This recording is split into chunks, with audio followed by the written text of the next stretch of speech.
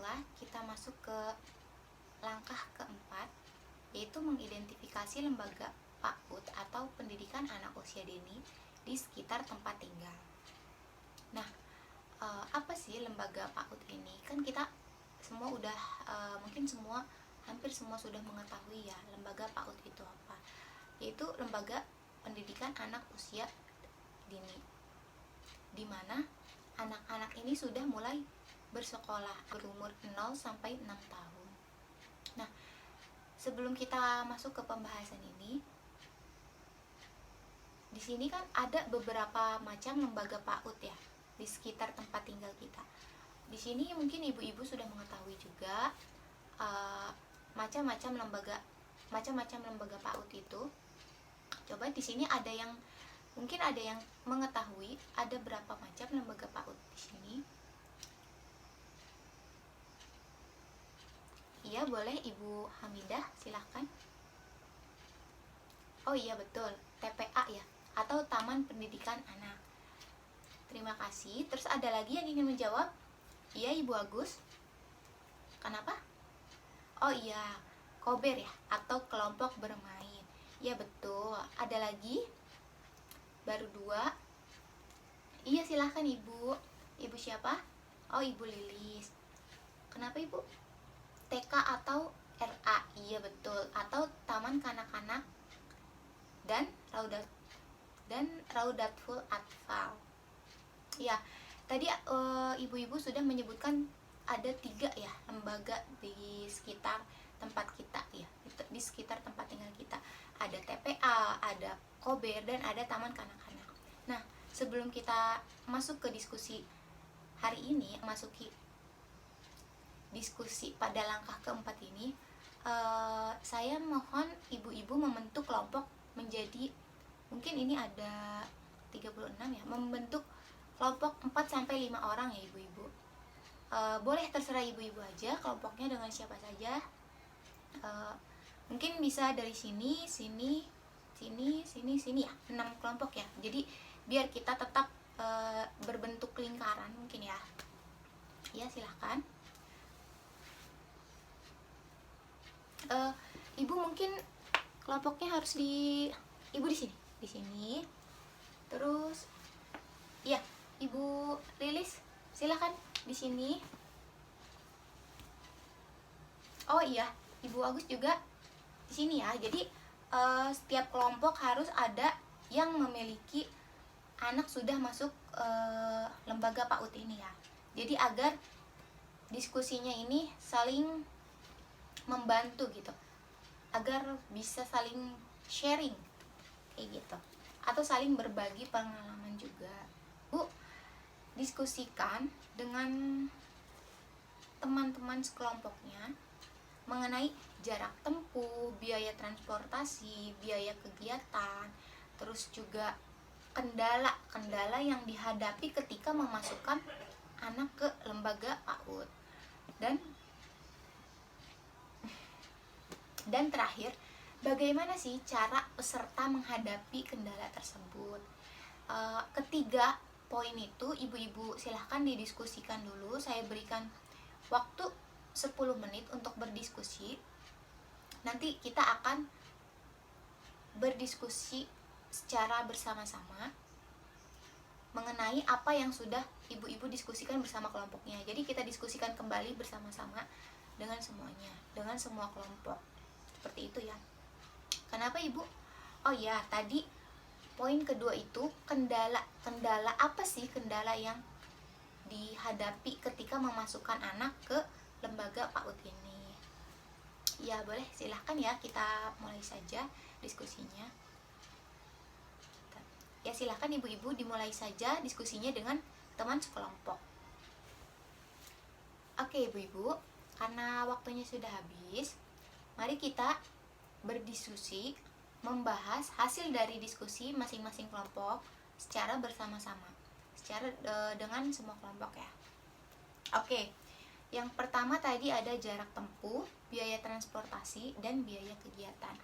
Mungkin ada salah satu kelompok yang ingin menyampaikan pendapatnya. Boleh dari perwakilannya saja, perwakilan kelompok. Iya, silahkan Ibu Lia.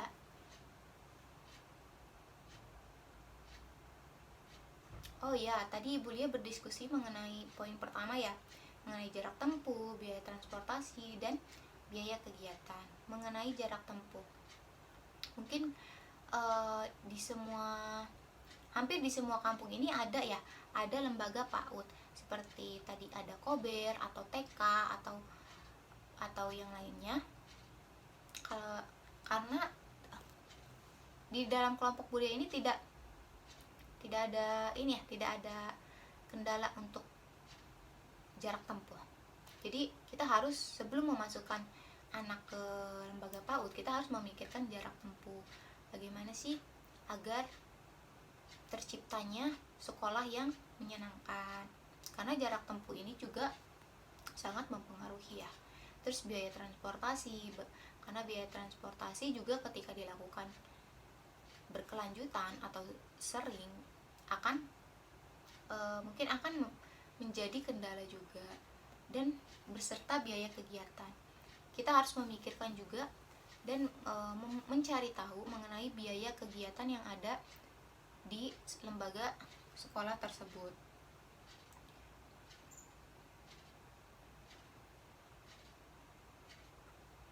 Yang selanjutnya, poin kedua, kendala apa sih yang dihadapi saat memasukkan anak ke sekolah PAUD? Oke, di poin kedua ini ada yang ingin berpendapat lagi? Ya, silahkan Bu Ius. Oh ya, terima kasih untuk hasil diskusinya mengenai kendala yang dihadapi saat memasukkan anak ya. Salah satunya tadi anak tidak mau bersekolah karena dia masih berpikiran bermain.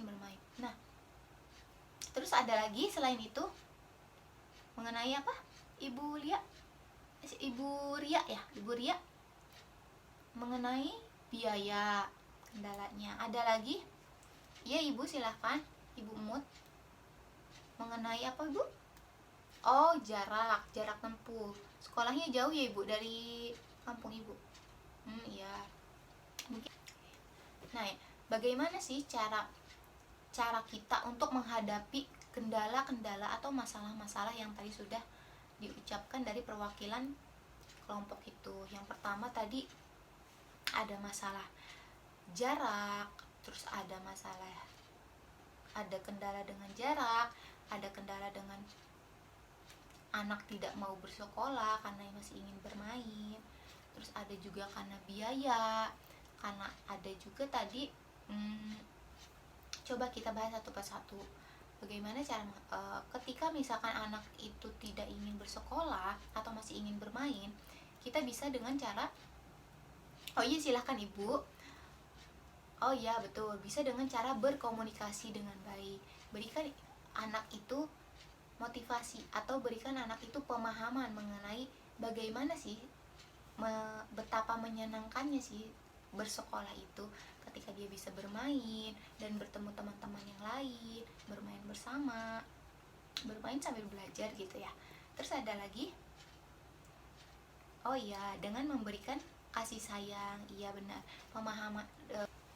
Oke, terima kasih atas semua pendapatnya dan hasil diskusi dengan kelompoknya masing-masing sudah kita bahas ya. Jadi betapa pentingnya ya anak ini untuk bersekolah dari usia dini. Karena untuk bersekolah, karena pendidikan anak usia dini ini sangat bermanfaat bagi si anak. Yaitu salah satunya dengan meningkatkan keterampilan sosial dan emosional, selanjutnya meningkatkan keterampilan berbicara dan berbahasa, meningkatkan perilaku baik anak. Iya, ada lagi yang ingin menambahkan? Oh iya betul, mengembangkan kreativitas. Ada lagi? Silahkan Ibu Nunuk. Ya, meningkatkan daya imajinasi. Nah, sekolah PAUD ini bukan hanya dia bermain saja, tetapi dia juga bermain sambil belajar. Ada beberapa pelajaran-pelajaran penting dari sekolah PAUD ini. Misalkan di sekolah ini juga diajarkan tentang berbaris, tentang mengantri. intinya sih tentang perilaku ya, lebih ke perilaku si anak ini. Mengapa sih kita harus memasukkan anak ke sekolah pada saat usia dini? Iya, silakan Ibu. Ya, betul, meningkatkan keterampilan dan emosional. Ya, selanjutnya ada manfaat lain.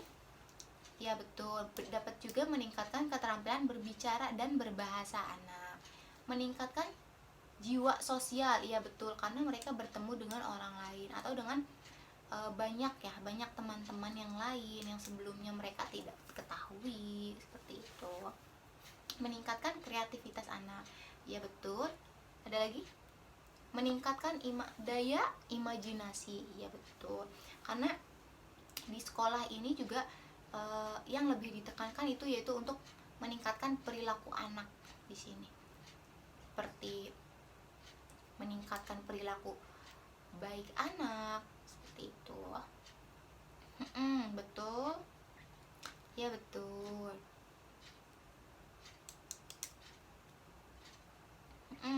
Makanya agar si anak ini, kita tidak bisa pungkir ya, anak-anak walaupun masih kecil, walaupun kadang kita memikirnya anak ini nggak ngerti, tetapi ketika sebenarnya anak ini lebih mudah menyerap gitu.